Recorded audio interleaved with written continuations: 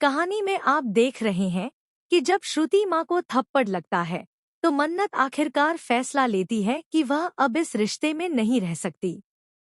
इसके बाद विक्रांत भी कहता है कि हाँ, यह रिश्ता खत्म। मन्नत अपनी श्रुति मासी को लेकर चली जाती है। वहीं धैर्य कहता है कि थप्पड़ मारना गलत है, लेकिन इतनी छोटी बात पर रिश्ता तोड़ना भी सही नहीं है। दूसरी तरफ धैर्य की माँ यानी विशाखा कहती है कि अच्छा हुआ यह मन्नत चली गई। लेकिन जब रोनी को असल मामला पता चलता है तो वह विक्रांत की आंखें खोल देता है। वह नीतू को थप्पड़ मारकर दिखाता है कि जब मैंने तेरी माँ को थप्पड़ मारा तो तुझे कितना गुस्सा आया, लेकिन जब नीतू ने मन्नत की माँ, जिन्हें वह अपनी माँ मानती है, को थप्पड़ मारा, तब मन्नत को कितना दुख हुआ होगा।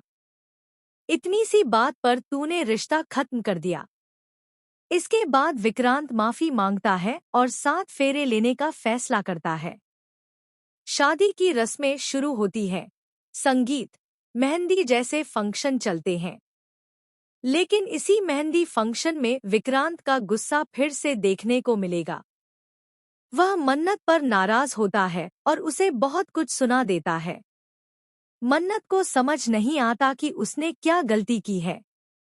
विक्रांत के इस बदले हुए रूप को देखकर मन्नत डर जाती है। सवाल यह है कि आखिर यह सब कर कौन रहा है।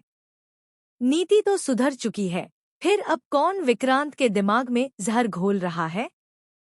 वो कोई और नहीं बल्कि विक्रांत की असली मां विशाखा है। उसने ठान लिया है कि वह मन्नत और विक्रांत को अलग करके ही रहेगी, इसलिए वह साजिश पर साजिश रच रही है। जब मन्नत को यह सच्चाई पता चलेगी तो वह बहुत गुस्सा हो जाएगी और विशाखा के गालों पर थप्पड़ जड़ देगी। यह देखकर विक्रांत हैरान रह जाएगा। उसे यकीन नहीं होगा कि मन्नत ऐसा कुछ कर सकती है। गलतफहमियां और बढ़ जाएंगी।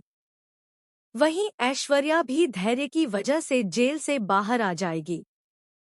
दोस्तों, आगे देखना दिलचस्प होगा कि आखिर मन्नत इन सारी मुसीबतों से खुद को कैसे निकालती है।